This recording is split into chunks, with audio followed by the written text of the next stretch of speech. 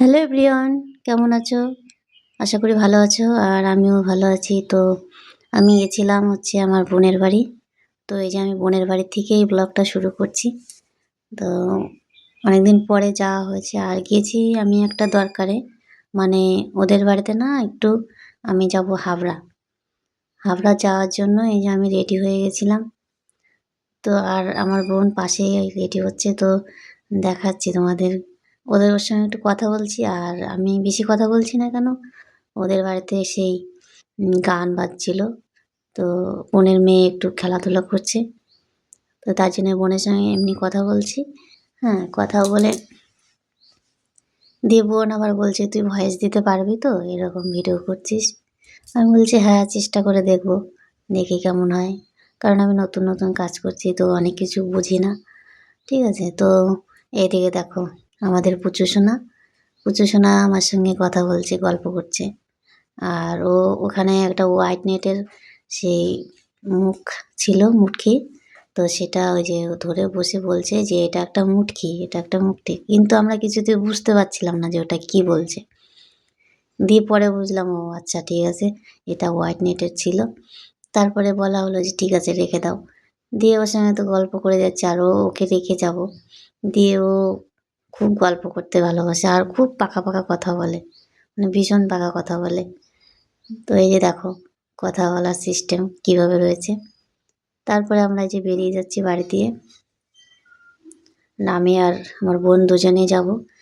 তারপর চলে গেছি এই যে একটা ভাইরাল স্টেশন, মানে এই জায়গাটা একটা ভাইরাল জায়গা হয়ে গেছে। দিয়ে তোমরা অনেকেই জানো এখানে সেই কালিদি মিষ্টিদির হোটেল, সেই চাঁদপাড়া। তো আমি এখানে সামনে আর পিছনে ক্যামেরা দিয়ে ভিডিও করছিলাম।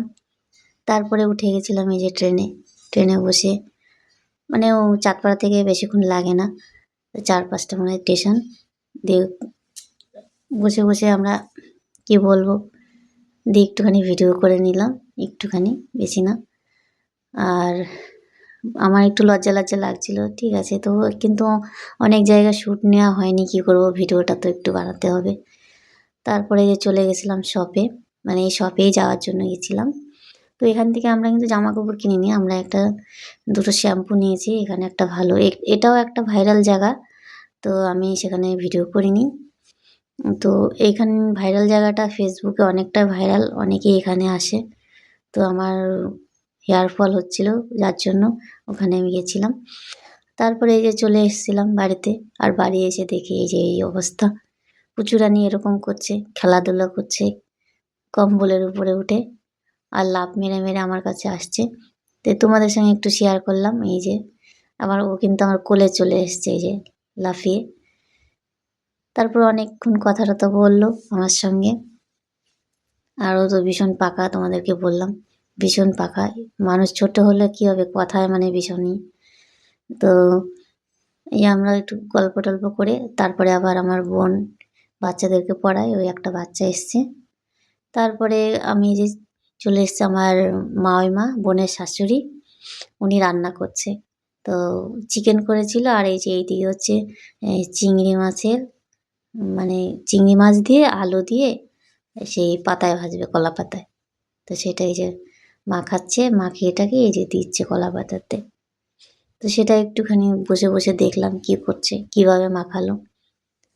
তো দেখলাম। আর আমার মামিমা কিন্তু ক্যাটারিংয়ে রান্না করে, উনি খুব রান্নার মানে জানে রেসিপিগুলো। দিয়ে আমি একটু দেখলাম, দিয়ে তারপরে এই যে চলে আসলাম খাওয়া দাওয়া করতে রাতের বেলায় আমরা সবাই বসে পড়েছিলাম খেতে। আর এখানে যে বললাম যে চিকেন করেছে আর সেই ওই চিংড়ি মাছ পাতায় ভাজা। তারপরে আমি চলে এসেছিলাম বাড়িতে, তোমাদের এগুলো শেয়ার করা হয়নি, কারণ আমি খুব তাড়াহুড়ো করে এসেছি, সেই খুব ভোরে ট্রেন ধরেছি। এসে এই যে সকালে রান্না করছি, তখন মানে 11টা বাজে, তখন এসেছি। দিয়ে চাঁদপাড়া থেকে ধুবুলিয়া আমাদের বাড়ি, চাঁদপাড়া থেকে এসেছি ধুবুলিয়াতে। দিয়ে এই যে আমি একটু ম্যাগি করে নিয়েছি আমার ছেলের জন্য, ও এসে দেখছি কিছুই খায়নি। তারপরে যে ডাল বসিয়ে দিয়েছি ওর জন্য ম্যাগি করে দিয়ে, তারপরে যে ডাল আর চাল কুমড়ো ভাজা, এই দুটোই রান্না হবে। আর ডালটা হচ্ছে আম দিয়ে করব। এই যে আম দিয়ে টক ডাল করব।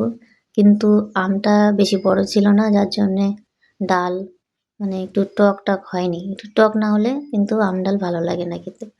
যাই হোক, এই আম দিয়ে আমি প্রথম এই বছরের মানে প্রথম আম ডাল রান্না করলাম। এমনি তো আম চাটনি ফাটনি এসব অনেকবার খাওয়া হয়, কিন্তু আম দিয়ে ডাল রান্নাটা আমি প্রথম করেছি। তারপরে এই যে চলে এসেছি ছাদে খেয়ে দেয়ে, আর এখানে এসে পাতা কাটছিলাম আর কথা বলছিলাম। তো আমাদের পাশে একটু গান বাজছিল পাশের বাড়িতে।